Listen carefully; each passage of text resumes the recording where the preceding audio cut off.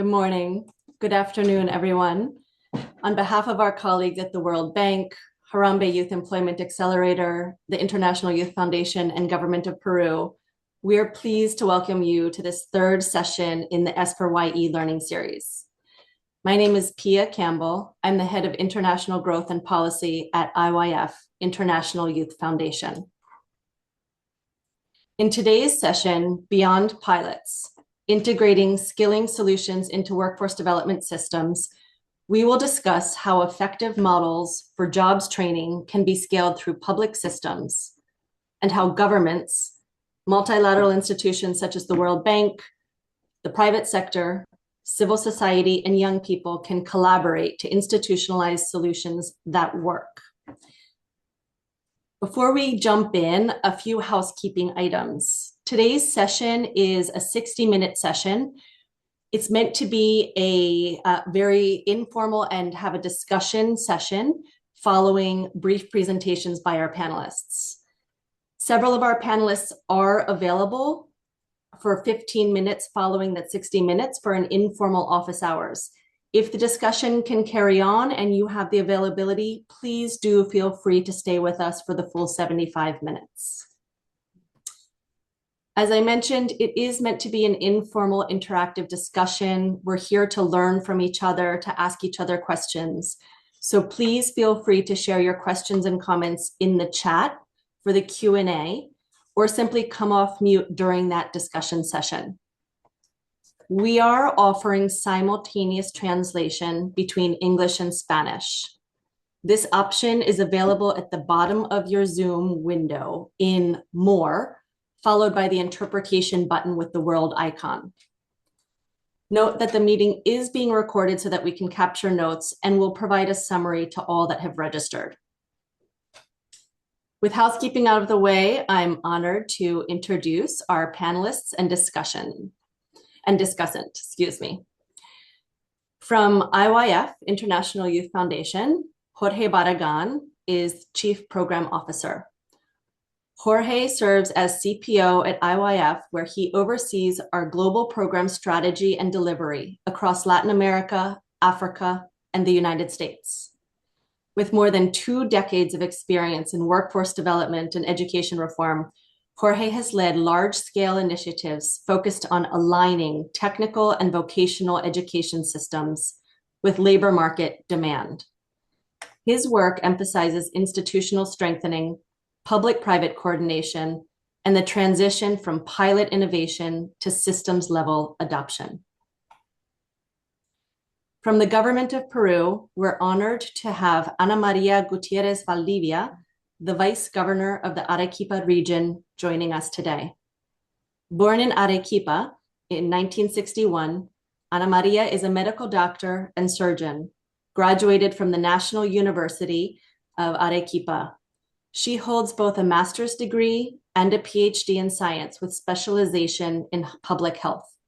She has been a full professor in the Department of Public Health at the Faculty of Medicine since 1992 and served as director of the faculty's research unit from 2011 to 2015. She was a member of the UNSA Statutory Assembly in 2015 and served on the governing council of the Arequipa Regional Council of the Medical College of Peru. Her academic and research work focuses on higher education and women's health. From the Harambee Youth Employment Accelerator, we have Lunga Musimang joining us. Lunga is a Pan-African system strategist committed to unlocking youth potential through catalytic partnerships, inclusive enterprise development, and policy-aligned impact. Before joining Harambee, he worked at the Bridgespan Group, leading due diligence for philanthropists and strengthening fundraising strategies for nonprofits across the sub-Saharan Africa region. As program manager at Harambee, Lunga helps drive South Africa's integrated youth employment strategy through the Presidential Youth Employment Intervention. He strengthens national systems that support young people's transition from learning to earning and helps shape the National Pathway Management Network, expanding inclusive hiring, self-employment, and enterprise pathways nationwide. Joining us as a discussant is Wendy Cunningham. Wendy is a lead economist in the World Bank's Human Capital Project, where she leads the program on demographics for economic development. During her 20 years at the World Bank, Wendy has carried out research and provided operational support on issues related to jobs, labor markets, socio-emotional skills, youth development, and gender in the World Bank's Sub-Saharan Africa, East Asia and Pacific, and Latin America and Caribbean regions. Wendy holds a PhD in labor economics from the University of Illinois and publishes in economics, education, and psychology journals.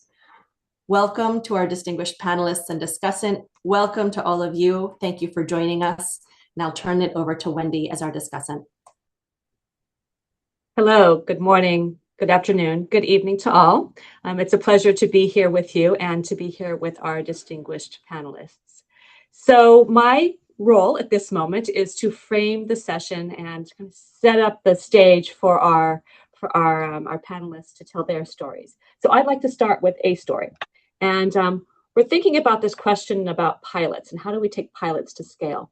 So let's travel to back in time 10 years to some work that we were doing, the World Bank was doing together with some civil society partners in a country in the Latin America region. And the pilot was called Escuela Nueva. And the idea of Escuela Nueva was to work with schools in low-income neighborhoods to incorporate socio-emotional skills into the curriculum. And as we all know, socio-emotional skills are absolutely fundamental for success in the workplace, success in life, success at home, success, you name it. And so we had this wonderful program that we set up with age-appropriate curriculum, materials for the students, materials for the teachers for grades K through 12. They produced a CD that had, this was 10 years ago, they produced a CD that had music from all across Latin America, but the lyrics were all teaching socio-emotional skills. We sent teachers in three of the schools where we were operating. We sent those teachers to do a master's program over the weekend to learn socio-emotional skills. We had top researchers lined up to evaluate. We had a baseline data collection, super exciting. And we were operating in 3 public schools, and the school system said stop. Of course, we were all saying, what are you talking about? Stop. This is amazing what we're doing. There's so much good evidence behind this kind of program that it's effective and it's very cost effective. But this pilot was told to stop. And so we did. And I'm sharing this story of Escuela Nueva, which is not a unique story. I'm sure that several of us who are connected on this call have seen or been a part of a similar experience where there's a really fantastic pilot that's very successful, that's showing real impact through RCTs and impact evaluations. And it's wonderful. It's written up in a journal, and then it stops. And so what we want to think about today is why they stop. And what is the barrier that prevents a successful pilot intervention from crossing into the actual government systems, and in our case, in this conversation, the workforce development system, that will enable it to scale, to be more than a pilot, but to be a program. And so what we plan to do, what we hope to do in this session, is to learn from the experience of two non-state actors who have successfully bridged the barrier, and also from a very high-level government representative who experiences it from the point of view of what we would call the client, of the institution. And we'll hear from them in order to understand their stories and how they understand what are the barriers that they face, either as implementers, whether at the pilot stage or the institutional stage. What are the barriers that they face to bridge that gap between pilot and institutional and scale? The second question we're hoping to learn from them about is the strategies that they use to successfully cross over this barrier. Where have there been successes in going from pilot to institutionalization? In order to inspire the rest of us to follow a similar path. And so with that framing, I'd like to pass it back to Pia so that we can hear from the people who we really want to hear from in this conversation. Thank you, Wendy. We're going to start with a small presentation on the case of Arequipa, Peru, in partnership with International Youth Foundation. From the perspective of the regional government, Ana Maria and Jorge, what makes the model that you've been developing with IYF alongside private sector partners different from other youth employment initiatives that you've seen? In particular, what convinced you, Vice-Gobernadora, that this was not just a promising pilot, but that this was a solution strong enough to begin institutionalizing within the government systems? Thinking about where we are today, what else is needed? And moving forward, what do you think could be the role of the World Bank or other actors such as civil society, young people, and private sector? I'll turn it to Jorge and Ana Maria. Thank you. Thank you. Thank you, Pia, and greetings, everyone. Very briefly, just to frame the discussion, in Peru, or working in Arequipa approaches workforce development not as a standalone program, but as an institutional challenge. So together with the regional government and the private sector partners, we have focused on aligning employer-driven skills intelligence with curriculum updates, certified teacher training, and the integration of social-emotional skills within public and private technical institutes. Importantly, the model was designed from the beginning to operate within the public system, not alongside it. That means introducing innovation at the institute level in ways that reduce adoption barriers and strengthen institutional ownership over time. So as Vice Governor Gutierrez will describe, this work is closely connected with Arequipa's broader regional development vision, including energy transition and other strategic sectors where the region anticipates significant demand for technical talent. Arequipa offers an early example of how bottom-up institutional innovation can begin to translate into system adoption. So with that context, I'll hand it back to you, Ana Maria, to bring the regional government perspective. Gracias, Jorge. Bueno, un Thanks so saludo much, especial Jorge. desde Arequipa, Perú. Greetings from Arequipa to Como everyone. ya lo comentaron, estamos trabajando con IYF. Well, we're working with IYF, as they've already mentioned it. Our connection was very quick because the regional government from Arequipa has a strategic institutional plan. And in this plan, we have set the productive sectors that are strategic, that are required in our region. And in the regional government, we're working with some strategic lines already that are very well defined for the currently defined. One of them is the change of energy matrix. Renewable energies is our strength because we live in an area that has a lot of sunlight. We already have 2 plants that are generating photovoltaic energy with 500 megabytes in the region, and more than 50% of the projects of renewable energy projects that are in the country, that's around 30 projects, they are located in the future in our region in Arequipa. So this is a very important thing. Another important thing that's quite important of these strategic lines is to make our region and our country a reference. Peru nowadays has the port of Shanghai, but in our region, there's an area that's being promoted for the mega port of the Americas, and that would be bigger than the Shanghai port. And a third line that we have is food security. We have mega projects for agriculture, and we're already developing a project, and we're already working, and we're also working in a stage 2 project, and stage 2 and 3, and also boosting science, technology, and innovation. We're the first region throughout the country that has a division for this area. They are heading for a technological digital park. Tourism and the environment are also very important. We're currently working with 30 projects and around 330 million that have linked the world sector and the bank, and also bridging the gap in education, hydric infrastructure are of our interest. From my office, we're supporting the development of technological institutions.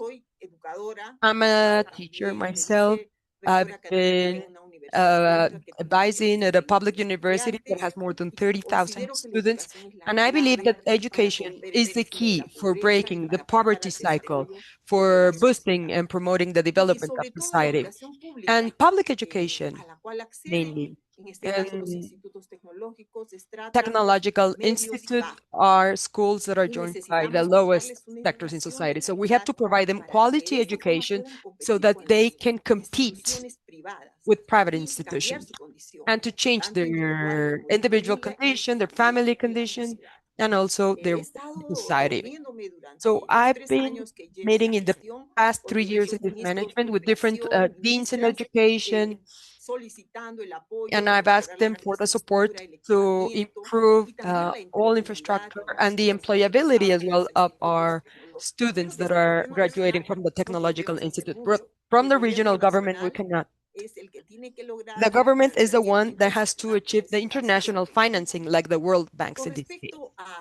Now, speaking about your question, I think that different non-government organizations sometimes create pilot programs that are parallel or external to the systems. And in this case specifically, I'm speaking about the educational system, the higher educational system of Technological Institute. But the offer that we got from IYF has a different approach because it was strengthening skills in the system, in the regional system itself. And how are we doing this? Through curricular updating of academic programs that are aligned to the strategic development areas in a region. And also the certification of teachers. When we train teachers on technical components such as logistics, mining, or mining logistics, IT, and renewable energies, and soon artificial intelligence. An additional important element are social-emotional skills. And these are key for students and graduates can be successful and have a professional development and also to have a development state. And we also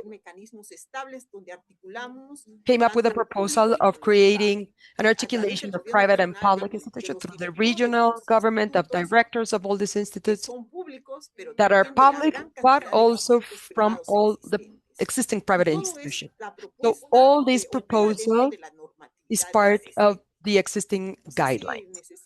I don't know if you need any additional information. Thank you so much, Ana Maria. This was a wonderful overview to hear from your perspective as the regional government. Jorge, from your perspective, can you talk a little bit about how IYF designed the model and looked at both a bottom-up and top-down approach in working with the government of Peru? That's a great question, Pia. Thank you. So I think that one of the key lessons from Arequipa is that the institutionalization becomes easier when innovation is introduced within the system rather than outside. So by working directly with technical institutes, teachers, regional authorities, the model reduced transaction costs that often prevent governments from adopting new approaches. What we see emerging is a complementary dynamic. Bottom-up institutional innovation can make top-down reform more implementable because the practices are already tested and embedded in the system. So let me describe very briefly the approach. that tends to follow a three-step. So first, IYF helps curate and model what good looks like by introducing an innovation with local partners. Second, we deliberately step back and allow public institutions and local actors to take the lead as the model expands, which effectively stress tests the system. When friction appears, we return alongside decision makers to understand what is breaking, whether rules, incentives, or institutional culture, and make targeted adjustments. That iterative process helps create the scaffolding that allows innovation to scale within the government systems. Back to you, Pia. Thank you. Thank you, Jorge. Thank you, Vice Governor Gutierrez. There's a lot for us to chew on with this. And before we do get into some discussion about what you've presented, we're going to turn to South Africa, where beginning in 2020, the South African presidency launched a suite of reforms related to youth employment, including the Presidential Employment Stimulus and the Presidential Youth Employment Intervention, to collectively address supply and demand side challenges and to strengthen the coordination within the youth employment ecosystem. Lunga, tell us about how South Africa moved from fragmented youth employment programs to a coordinated national system. And talk to us about Harambe's role as a system orchestrator, or as it was called, the National Pathway Manager. From Harambe's perspective as a non-state actor and as part of civil society, what did it take to move from being a service provider to becoming a trusted system orchestrator within government? And what was the hardest part about making that shift stick? Yeah, thanks, Pia. Those are lovely questions around a rather complex topic. But I think maybe like Jorge did, I'll start with a bit of framing of the problem in South Africa, which is essentially that there are more than 9 million young people in South Africa that are not in employment, not in education, not in training. And the expanded youth unemployment rate is over 50%. So, I mean, that's the scale of the problem itself. And what the Presidential Youth Employment Intervention seeks to do is to tackle this by building essentially a coalition of that is a national coordinated system, but it's a coalition of networks and platforms and institutions coming from all corners of the country that include government, civil society, and business to move youth from learning to earning and at scale. And as far as Harambe's role goes, particularly, this is coordinated by us as an organization in the role of an orchestrator. And like you said, Pia, it's named the National Pathway Manager, but I mean, titles can be cumbersome, but orchestrator is a perfect way of describing this. And I think to your question about what were the difficulties and how we have overcome them, I think I'll lean into the critical success factors of what I think are the behaviors and opportunities we took advantage of that are helping us and have helped us to institutionalize our role, as well as this partnership mechanism. And I think I've got 4 or 5 that I can briefly cover, with the first one being centering humility. Maybe if I take us a step back and we talk about the idea of pilots and how they're institutionalized. In this context, we could think of Harambe's entire lifespan until being appointed the National Pathway Manager as the pilot, if you will. We were and are a non-for-profit that focuses on youth solutions.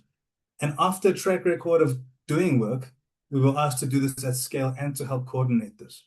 And part of that was a tool called SA Youth. It's a free-to-use app, and it's essentially a meeting place of employers and youth. Now, we are obviously very proud of an innovative tool that we built that does all this.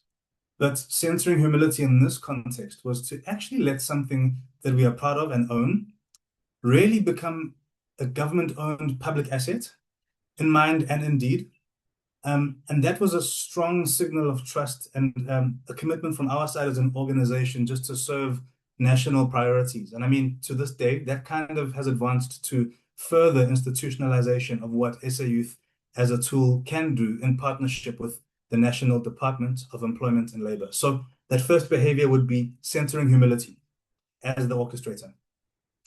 The second one would probably be making sure we have high-level political anchoring and buy-in, along with formal governance structures.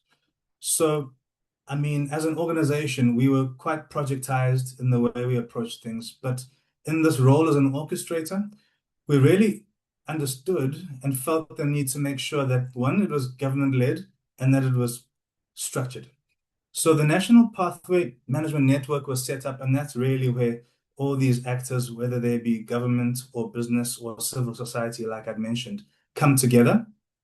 And there are a range of things governance-wise that we did to help support and strengthen that kind of structured mode of working. So there is a steering committee. There are technical committees that focus on aspects of work that need to be moved in the ecosystem. As well as predictable government-led structures that make sure we stay aligned to what government objectives actually are, while we as Harambee and being non-states are pursuing those objectives. So again, that second critical success factor would be intentionally building structures that outlast people or single organizations.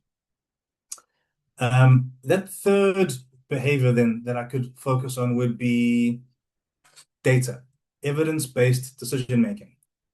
And I think as an organization, part of our DNA really is evidence of delivery. So the seats at the table that we have in this national orchestration is really through data-based evidence of delivery. And that comes from the strength we've developed, particularly in understanding aspects of labor market dynamics, especially as they relate to youth, understanding barriers and insights to that related to youth employment.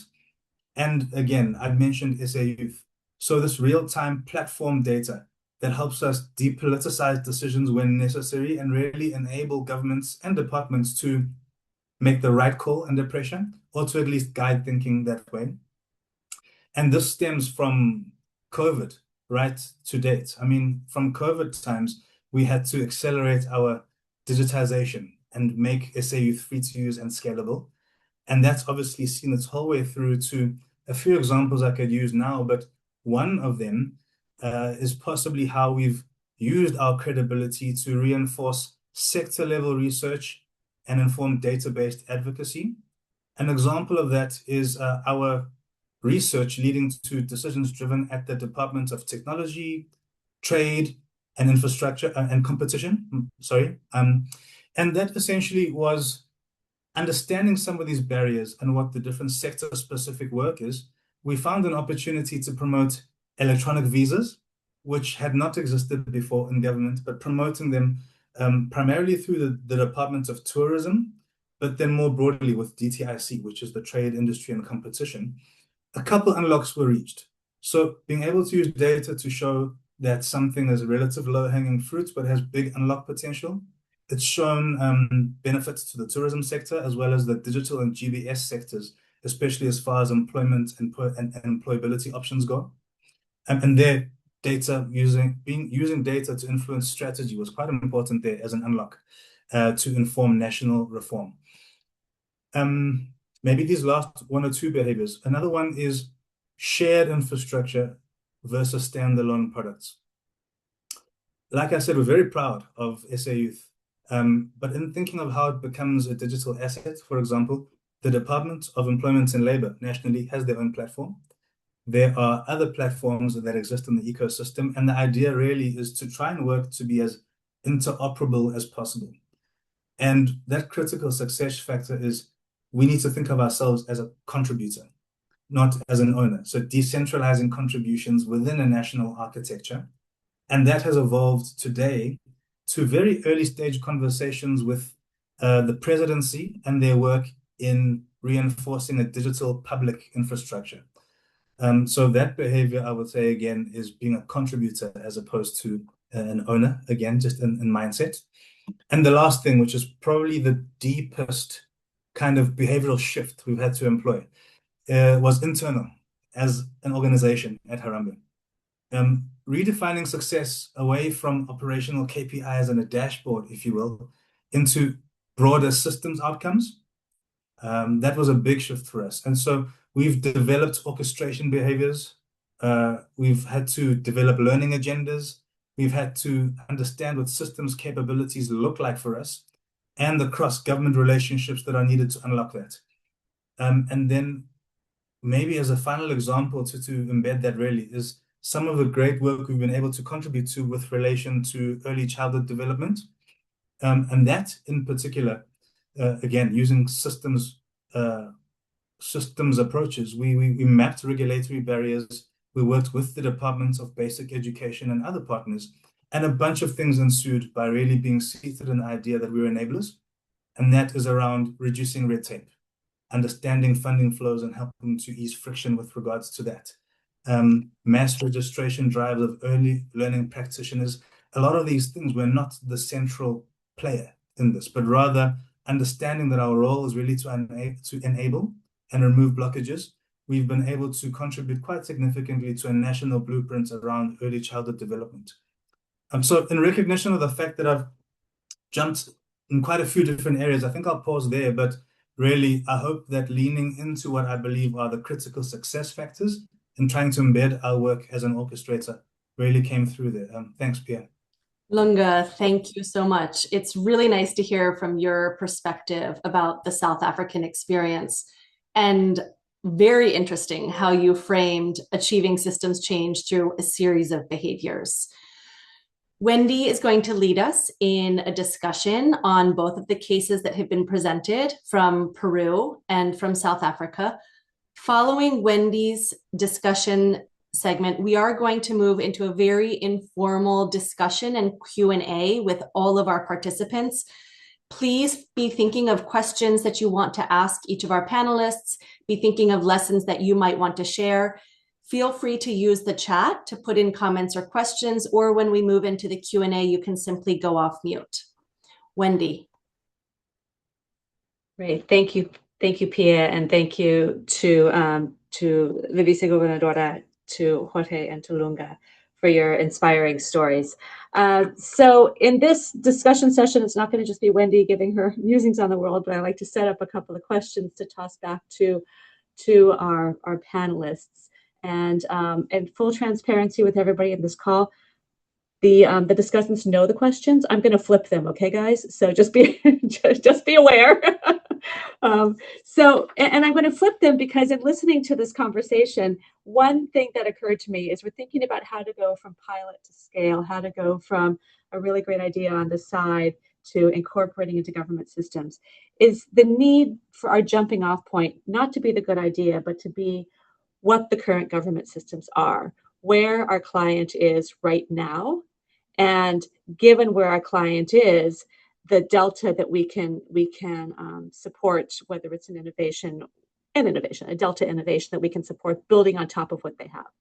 So I think that so many of the pilots that we do is that there's a problem and we know of a good idea and let's try it, rather than here's a system, as Jorge was saying, here's a system that could be working better. Let's go into the system and make the change. Or similar to what Lunga was saying, here's the Presidential Youth Employment Initiative. It exists. Let's walk in there and kind of try to help from the inside. And so which for me is a bit of a shift of innovation from the outside versus innovation on the inside. And that may be, for me, as somebody who's been at the World Bank and worked with a lot of clients in a lot of regions over a lot of years, that wasn't clear to me until this conversation. And I've worked with Harambee for years, and so I worked with IYF for years, but this conversation really, really highlighted that for me. So that is one aspect that I really pulled out about something that, from the point of view of the World Bank, that we do, but we should maybe be doing a lot more of, is identifying where to build on. So my first question I wanted to just toss back to this panel is, what other tips like that, little kind of very practical, it's not little to implement, but it's conceptually, it's not rocket science. What other little tips do you have, given your experience, that might be useful to all who are participating in this conversation about where can we be doing things a little bit differently, or where can we be not doing certain things that we've been doing? Any thoughts that you might have?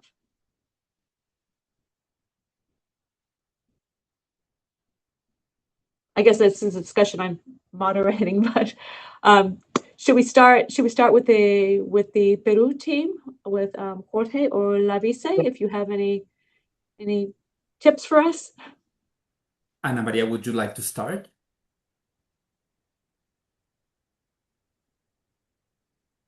Está bien.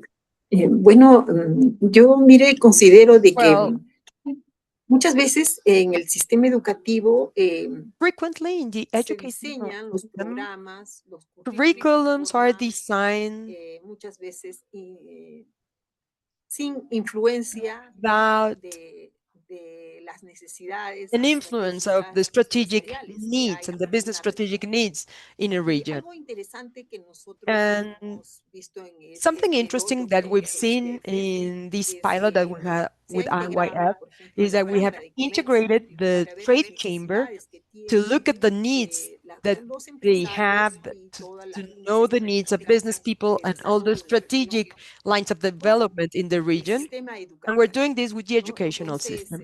So esto ha permitido de this que has allowed us, ellos expresen sus or has necesidades. allowed them Uno to de ellos, express por what their ejemplo, needs are, fundamental, son las habilidades and for socioemocionales. them, social-emotional skills are Esto key.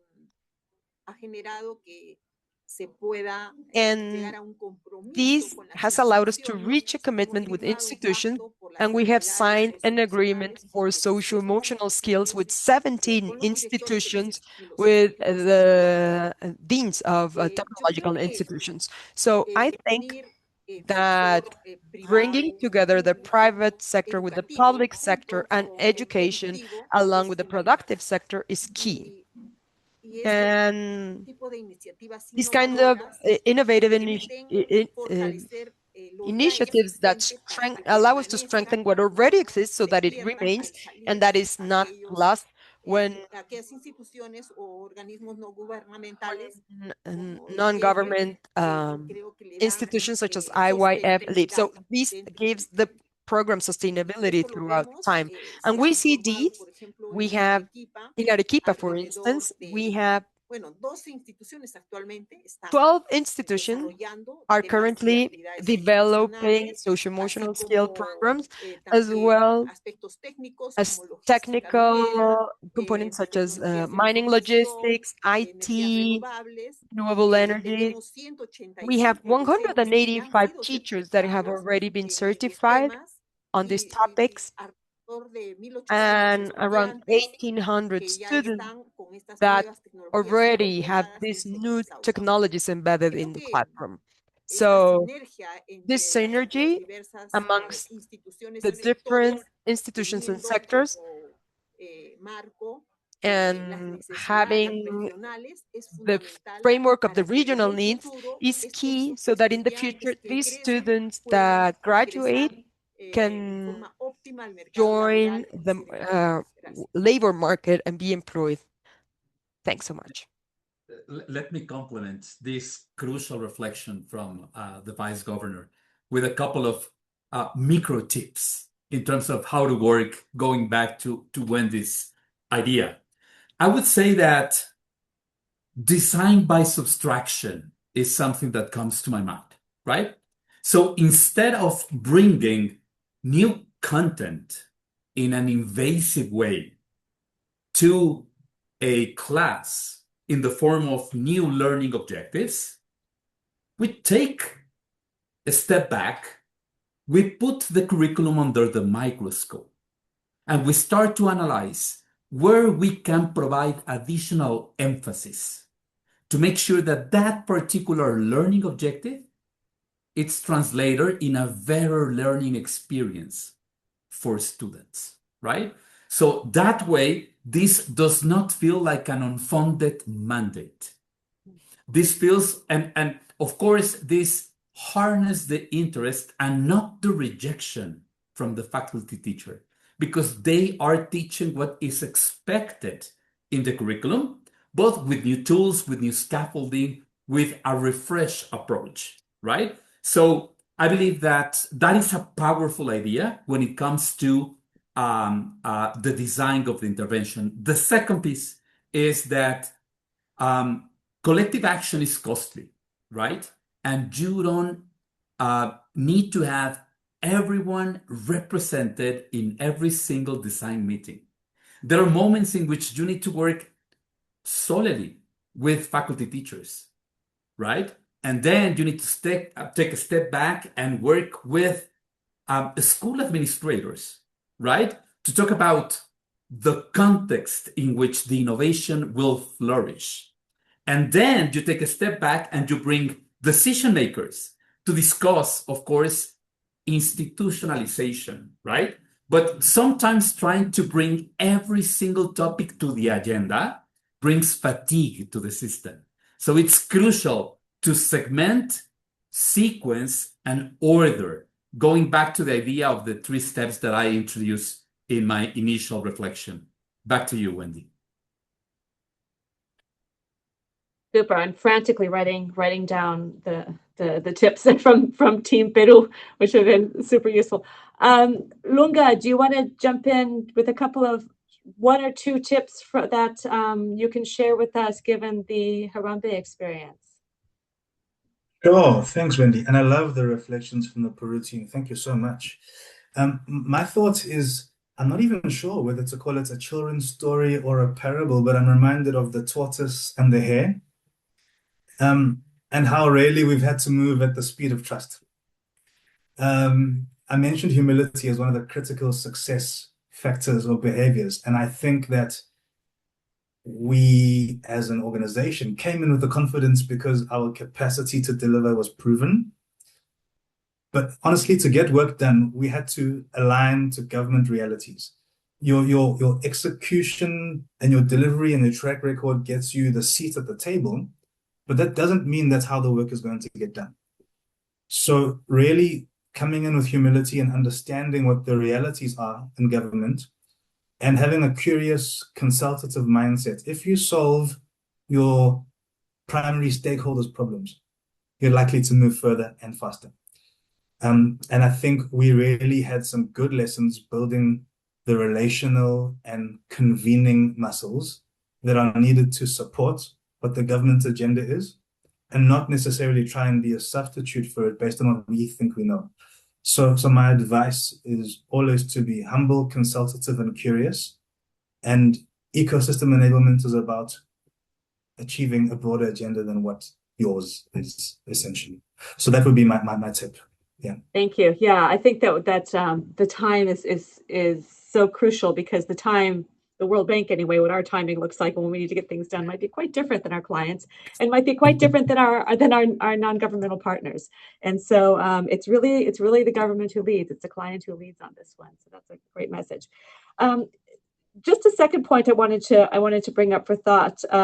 Just very quick feedback from our panelists is this question of the actors. And the Vice Gobernadora, I think, spoke to this well when she spoke about the need to involve the business sector in the conversation and in the design of the curriculum and for the training institutions. So I thought that it might be useful to hear from the group about who are the different actors. And we've talked about the government actors. We've talked about civil society, a little bit about World Bank, but also the Vice very clearly spoke about the private enterprise sector. And so what I also picked up is, one thing that we haven't talked about is the role of youth, and also kind of an actor that occurred to me is data. Data, actually, I've heard it from several of you, that data is an actor, plays a very important role. So the question I want to come back to you with is, first of all, who is government? I mean, I know in my experience, we go in, we set up the timing, we do it all, inside the gates, and then there's a change. Our program gets passed to another part of government and it collapses, or there's a change in administration, or we see this all the time. And so what do we mean when we talk about partnering with government? Who? Is it at the sectoral level? Is it, I mean, several times, and Harambe is an example, is working at the presidency level. We've done that in many countries. The vice is talking about working more at the subnational level. So when we say government actor, any advice that you have on who? And secondly, any thoughts that you might have on engaging the private enterprise sector, youth themselves, and data as an actor? Lunga, why don't we start with you this time, and then we'll flip over to our colleagues, Peru colleagues. Sure, happy to kick us off. Wendy, this is such an interesting question, especially in the way it's outworked itself for us. So in terms of directly answering a question from the most basic point of view, our primary stakeholders are twofold. One, it's the office of the presidency, because that's where the integrated strategy sits. But our second equally important stakeholder is the Department of Employment and Labor.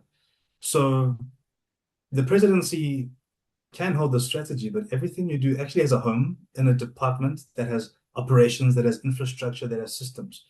So we spent a significant amount of time having to map the stakeholder relationships, and those two are where we get essentially our marching orders from. That's where we partner. And then in as far as government is concerned, I have mentioned some other departments. So is it higher education and training? Is it basic education, trade and industry, tourism? There are many, many other places where they may not be your primary operational stakeholders, but to drive certain subsets of strategy, you really need to go in there and understand what their concerns are and solve for that. And that, I guess, becomes a bit more consultative as opposed to close partnership, hand in glove. From a government perspective, I would say that. And maybe actually you mentioned government, so let me stop there and not go into youth or business, and that just maybe satisfy that question and give an opportunity to the other panelists to speak on that. Thank you, Lunga. Yeah, so turning to the Peru team, as I mentioned, the vice-gobernadora has already spoken about the private enterprise sector. Before we connected everybody else in this conversation, she was speaking a little bit about data, some data that she was sharing from some of the programming in Arequipa. And so I thought maybe that Vice-Gobernadora y Jorge, that you might talk to us a little bit about data as an actor and also youth as actors. Absolutely. Vice Governor, would you like to take a first stab in one of the topics, youth or data? And I can complement after you. Creo que los jóvenes son el eje central de la I educación. believe that the youth Todo are está a su at the alrededor. core of Y education. cuando Everything's around se them. hacen modificaciones And when curriculares we o los have profesores curriculum están amendments, or capacitados, when los faculty jóvenes are son los very trained, beneficiados porque the ones that are reciben mejor benefited by calidad these are educativa. students, because they get Ahora, better en la education, actualidad, quality education. existe mucha Nowadays, información, mucha there data, is a y lot los of chicos ven information, cuáles son los data, movimientos and kids de look empleo que se at darán en el futuro. employment trends for the Con future. IYF hicimos And with una IYF, investigación we en ran a Arequipa study in y se ve Arequipa, que and dentro de 12 años, 12 years alrededor de from now, 13.800 puestos se crearán, 13,800 job position, 13.800 a 13,800 to 27,000 técnicos se van a generar 27,000 gracias technical a jobs will energías be created renovables because of que se van a renewable implementar energies, en la región. renewable Se energy va a that we llevar a will cabo have in the region. conversiones. So those Es will be the necesario investment preparar around the area. justamente So a we los need jóvenes, to train our adelantarnos, youth. que el sistema We need educativo to esté alineado be there con beforehand, las and that the necesidades educational o estas system is brechas aligned para que no to se the needs conviertan or en these obstáculos, gaps, que so no that they tengamos do que not become bien obstacles, importar técnicos y and that we don't have to reutilizarlos en bring la zona. technicians from Y por abroad eso to creo work with the que ones los we have jóvenes here. les So for this interesan los reason, cambios que se the realicen en youth el are sistema really educativo interested in porque se van a educational beneficiar de changes in ello. the curriculum, because they'll Entonces, be y no benefited solo by en un that. futuro, And por not ejemplo, just in the los jóvenes future. con habilidades Instance, socioemocionales when speaking about social empiezan a emotional skills, beneficiarse they start getting dentro de la benefits formación misma, in the porque education después themselves, because aprenden kids learn how to negotiate, how to lead, how to communicate better, and this is key. And when we spoke with the trade chamber, they say that they don't have problems with technical skills. The problem is social-emotional skills, and that's what they're asking for. So both have to be aligned. I think that, well, we now see that with the change of shifting from regular cars to EV cars to electric cars, and if we speak about gasoline of fuel or hydrocarbons, they'll have to change. Some things will have to change. But if they have the skills of adapting quickly, and if they can adapt to different things, that if they can adapt and if they can learn, and those are social emotional skills. So the youth are willing to change, are open to changes, but the ones that are deciding the changes, they're not the ones deciding those changes, are the decision makers. And for instance, like an area of an institution with teachers that update the curriculum, and also training for teachers and professors, that's key as well. Pia is telling me that we've run our session too long. So maybe if we could hold Jorge's response to the more general conversation, or we can use his response as a way to entice people to stay for the office hours. So why don't I turn it back to Pia to lead a discussion with a larger group. Thank you. And thank you, Wendy. So we have heard a lot of insights from both the case in Arequipa, Peru, and across South Africa. We'd love to hear from our audience, from all of the participants that have joined us today. Any questions or comments that you have, observances, things that you identified with from your own practice, or anything that you'd like to hear more about from either the Peru or the South Africa cases.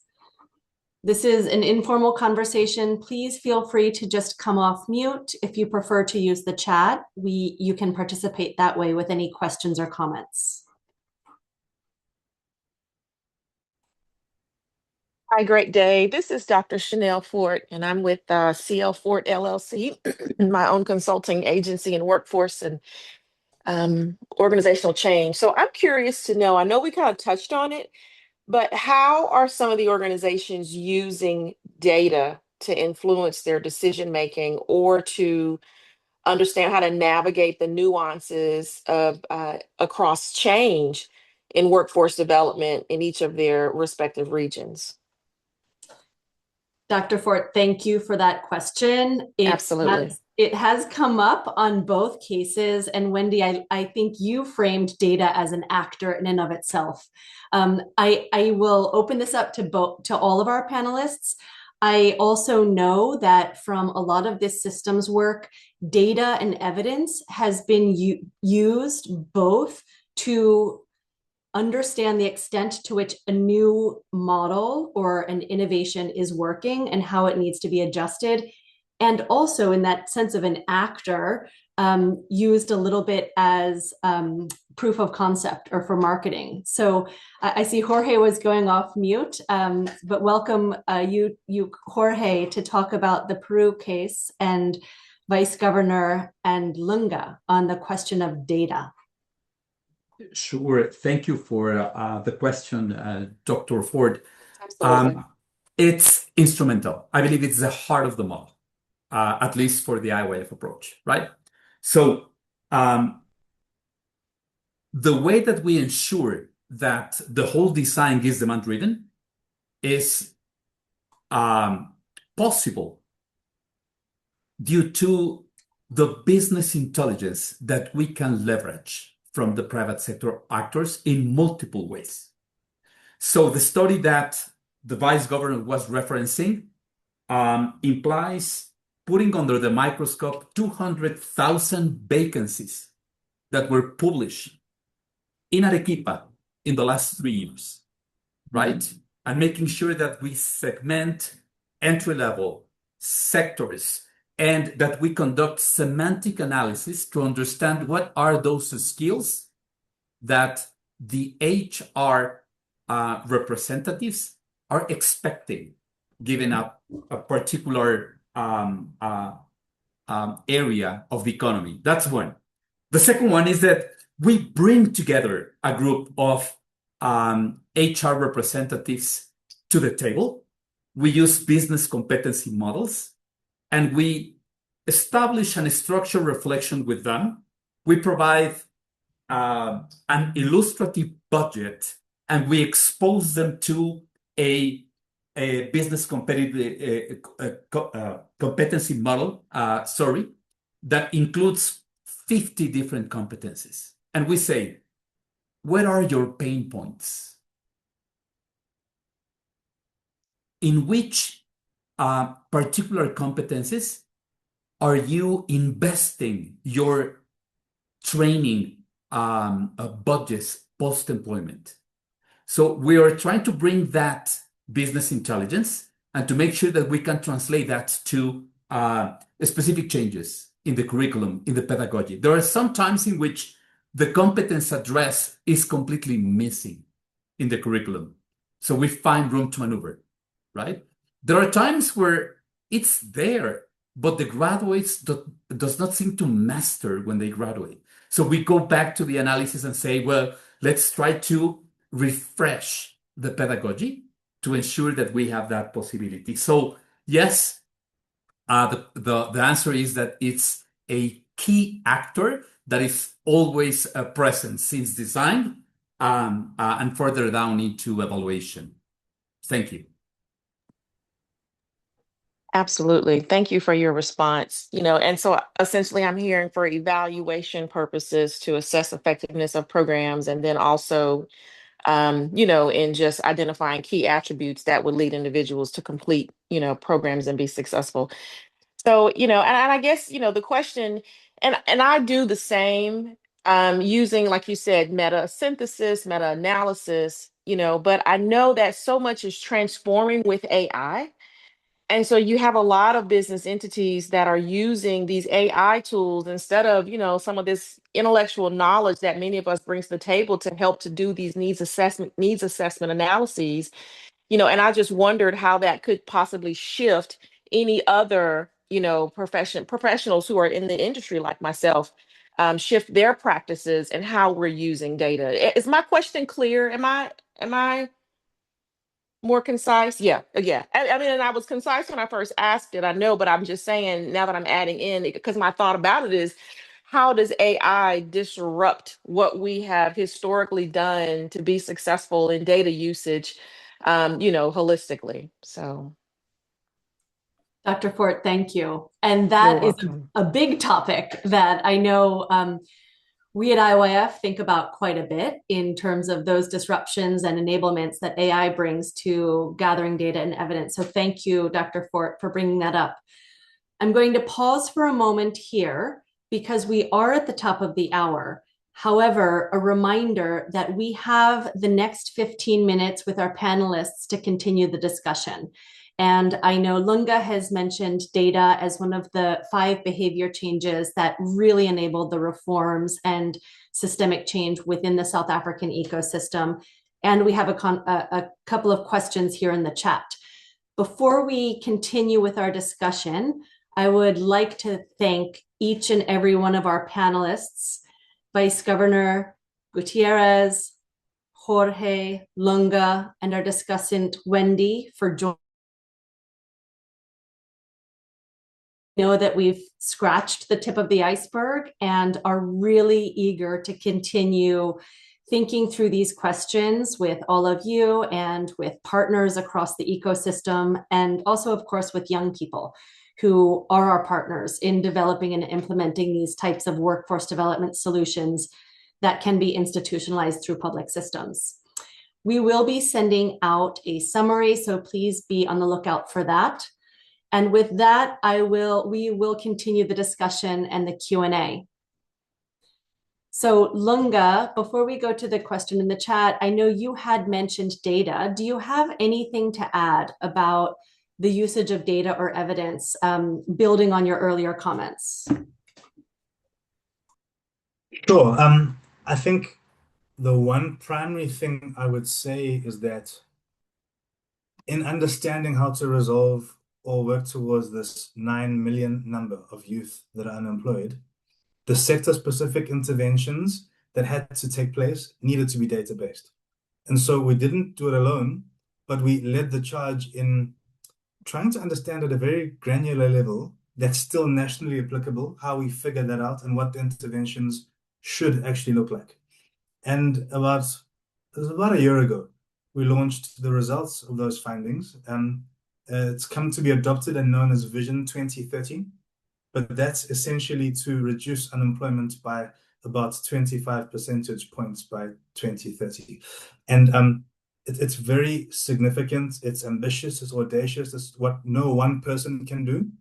But to the point of what data can do, at a granular level, you should be able to see yourself in these plans. So informing where at a subsector level, what intervention needs to happen.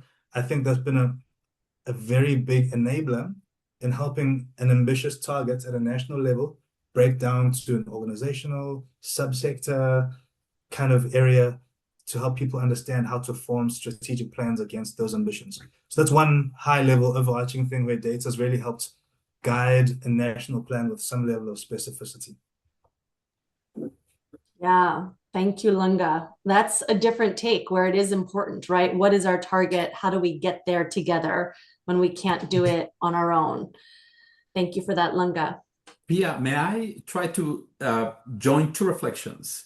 Lunga mentioned in his thoughtful intervention that trust equals the pace of the transformation. Well, data ensures the right direction, right? So those are two important coordinates to be included since design to make sure that we are moving towards the end state at the right pace, the pace of trust. That's great, Jorge. Yeah, Lunga, your comment also stuck with me that we move at the speed of trust. And Jorge, your compliment, the data will ensure that we're on the right path, on the right journey. Two very, very nice complementary concepts for us today. Thank you, Jorge. I would also add, just bouncing off Dr. Fort's intervention, it would be useful if we were a little bit more discriminating about what data, what is it used for, and how to communicate it. I think that we have so much data, and just throwing it all out there, it doesn't speak in itself. That there is a need, and this is where maybe where AI comes in. Is AI?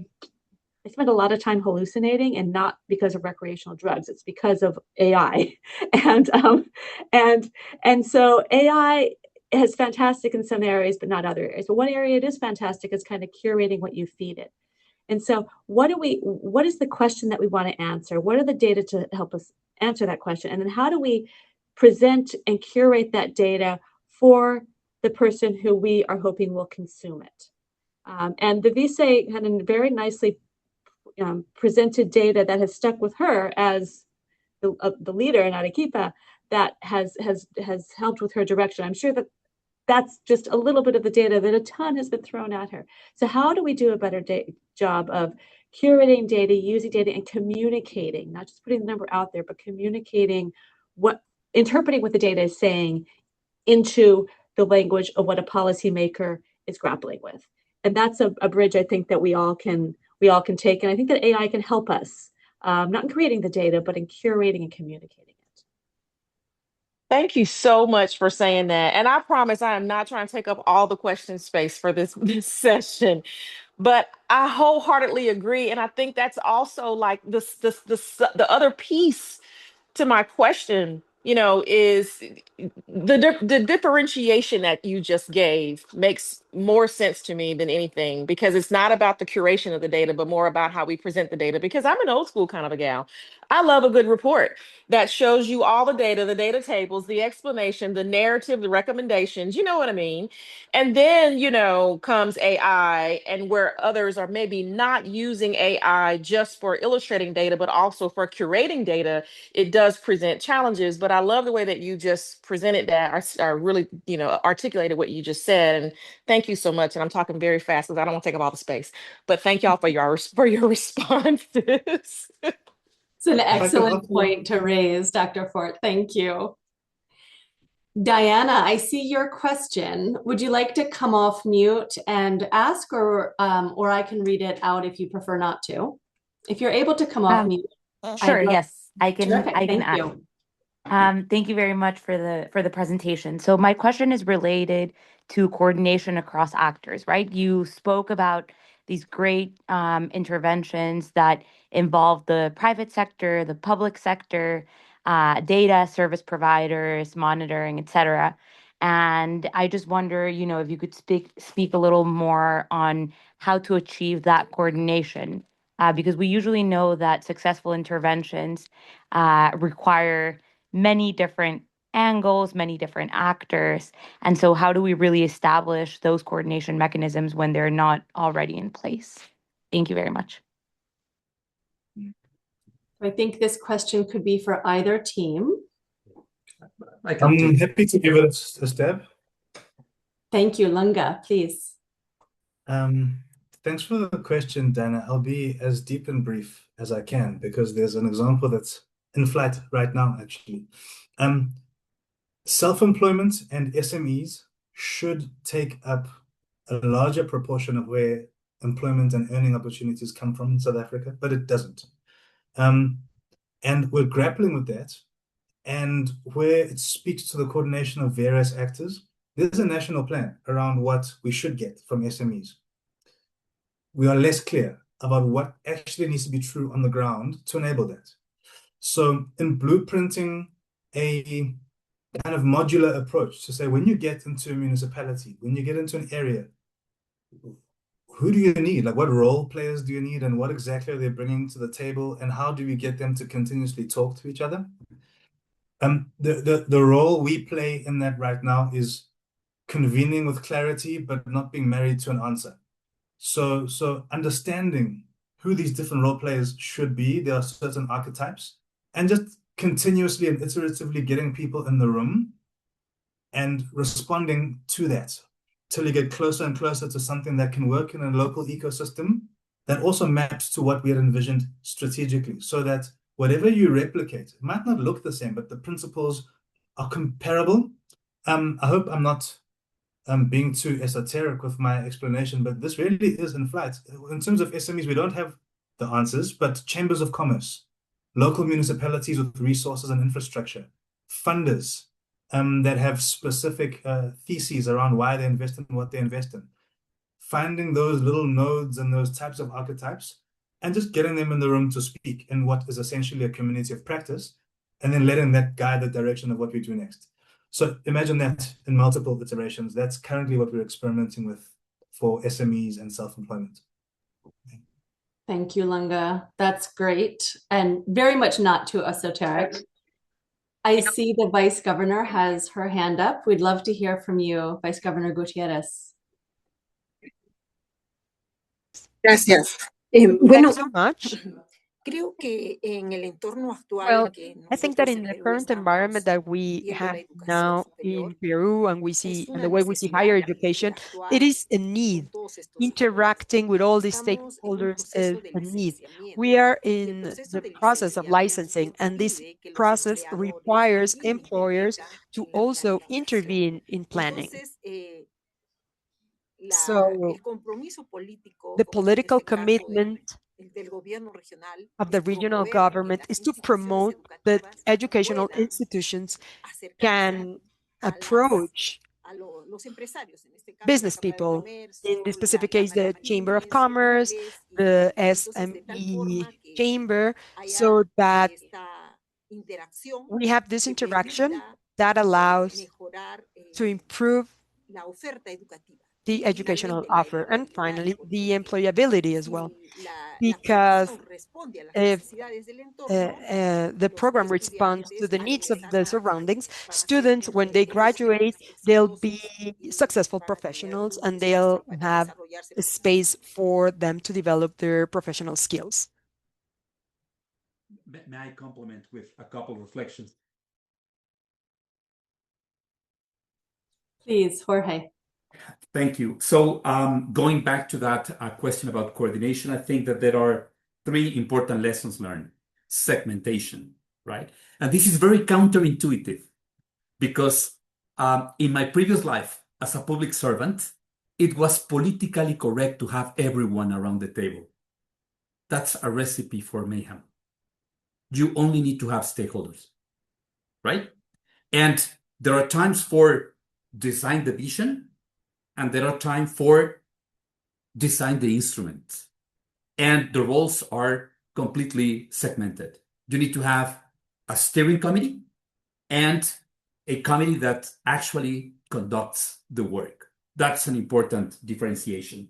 The second one, we do not create artificially spaces for convening. If those actors are already convening in a particular setting, we ask to be one point of the agenda. And when we are trying to introduce the project, we say, okay, we have private sector here, public sector here. If we can convene in one innovation that could help us increase employability for young people, IYF can provide capital seed in order to test it. That automatically transforms coordination because you're putting incentives in front. So this is not business as usual, in which the school systems bring a flashy PowerPoint, right? They share information, but there's no decision taken. And in the next session, probably one chamber brings another PowerPoint, share information, and there's no decision taken. When we introduce incentives into the conversation, and this possibility to bring capital seed to reduce transaction costs and collective action costs, we tend to have better results in terms of really benefiting from those collegial spaces for decision making. Thank you very much. Thank you, Jorge. Thank you, Diana, for the question. We have another question in the chat from Alan with Gaza Sky Geeks. Would you like to come off mute and ask your question? Yeah, sure. Thank you very much, everybody. It was really interesting presentation and discussion. So yeah, I just wanted to throw that out there, is that we run a program in Palestine. It's been running since 2011. It's grown very large now. And you all know the situation, particularly in Gaza. You've seen on the on the internet and so on, but it's also terrible across the West Bank. And for years, even before this last 2 years of war, it's very difficult for anyone in Palestine to earn an income because being occupied, there's no movement of people, no movement of goods, which effectively means no economic development. Most extreme, of course, in Gaza. So online work really gets over this obstacle, because you can be sitting, even today with this destruction in Gaza, there are people sitting in tents working online from Gaza for customers overseas. All they need is a laptop and the internet and the skills to earn an income. So the piece that we do is bring the skills training. We do lots of different skills training and different things so that they can compete internationally and earn incomes. The biggest challenge, and we try and do this very much from Palestine, but it's harder from Palestine to do this, is creating connections to the actual employers or companies, in around the world who would offer these internships or jobs to the Palestinians. So we spend a lot of effort trying to market and promote Palestinian tech talent. I was wondering how you do that. I mean, are you focused more on training people to work so they work for local markets? Because there is effectively no market in Palestine. We can't. We have to focus on overseas markets. I just wanted to get your thoughts on what you do. How do you try and connect them? Where you've had successes? What type of methods you're using to connect your talent that you've trained with overseas markets, if that's a focus for you, overseas markets? Thanks. Thank you for the question. And we know this is hard to do in any market. It's especially hard where there are no physical jobs within the local labor market, such as the case that you described in West Bank and Gaza.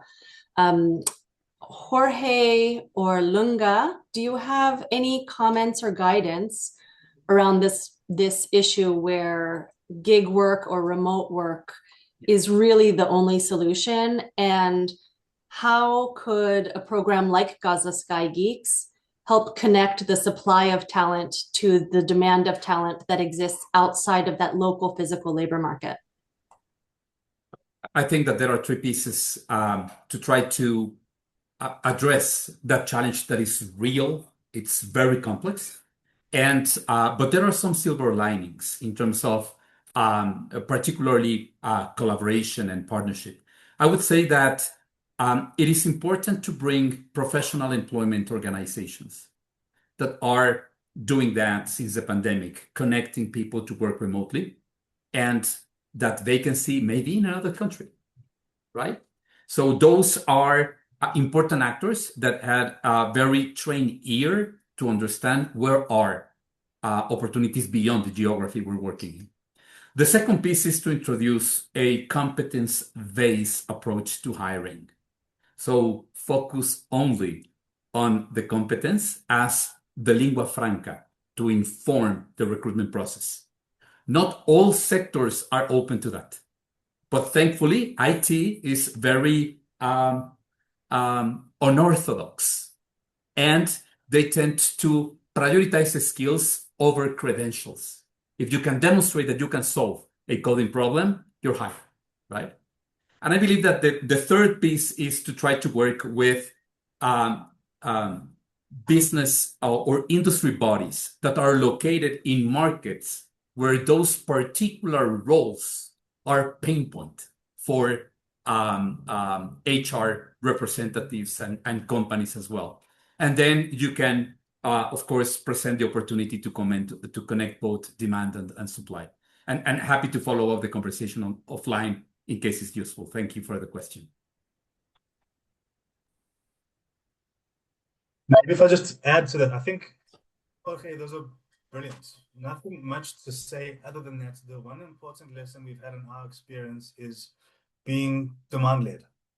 So really understanding where the jobs are and using the tools that have just been spoken about to really make sure we understand where the jobs are and strengthen their pipeline towards it. And the other thing I'd say to that is anchor partners in each of these markets, whether they be virtual or physical, anchor partners that get it, who then help you build around to strengthen this pathway to employment.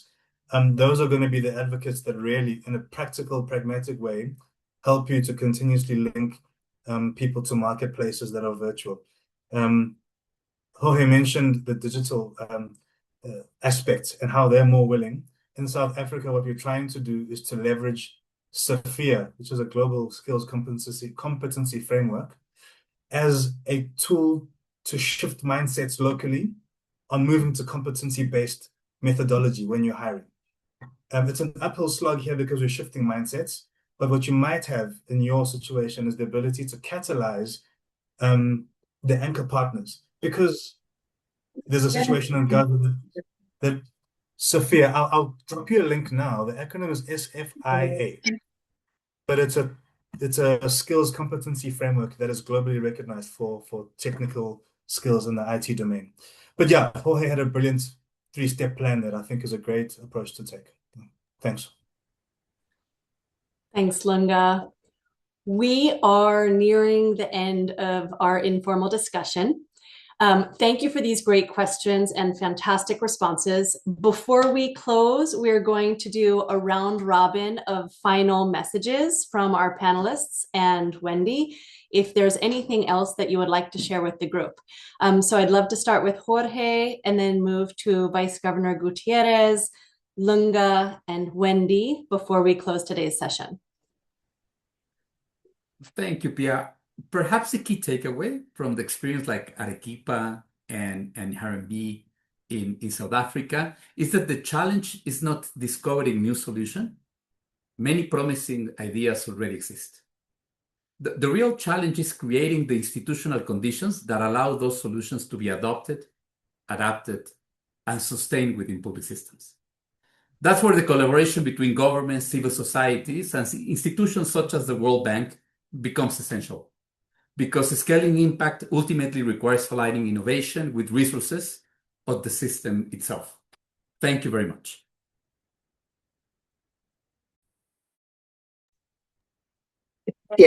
También por la invitación a Thank you so much for webinar the y decirles invitation to this que webinar. creemos And que we do sí, believe el apoyo de that the instituciones como support of IEP institutions such as son IYF fundamentales are porque key a veces los sistemas because necesitan el sometimes apoyo systems externo, require seguir external fortaleciendo support and also they require to strengthen.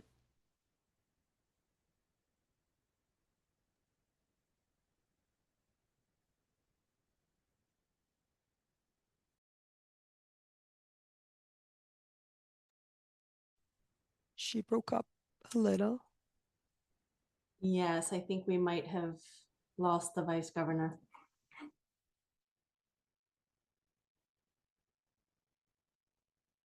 We'll give just another second or two.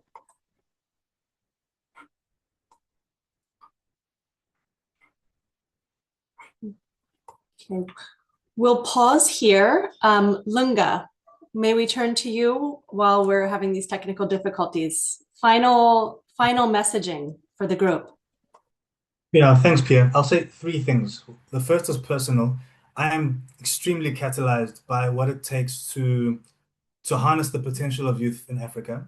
And spaces like this are so great to have pragmatic, high-level conversations that have real practical outcomes. So thank you. This is great. The second thing is no large-scale change happens without the state. And that's a learning we should all get comfortable with and how to drive change. And the third thing is I really hope that everyone here in their personal and in the macro capacity, really, as far as skilling solutions at scale and developing a productive youth workforce, I really hope we all take away valuable things. I certainly have. And I just wanted to say thank you for the session. Yeah.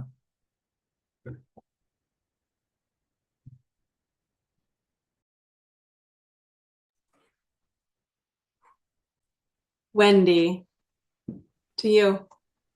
Yes, I'd just like to start by thanking Pia and Kevin for the invitation to join this group and for this fantastic discussion today.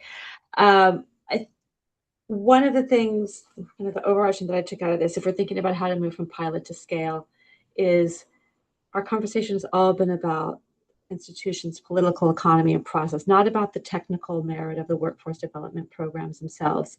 And I think that that's something that we as kind of is the practitioners can often forget, that it's not just about build a good model and it will flourish, that we need to bring into our processes the institution, the integrating with the institution, listening to the institution, timing with what the institution looks like, and that's a piece that we probably undervalue, and that require that the World Bank has a role in that. We can do certain things, civil society, other things, different actors in government, other things. But that's something that, for me, that I'm taking out of this is for us technical and implementation people to pay a lot more attention to that political economy and institutional side.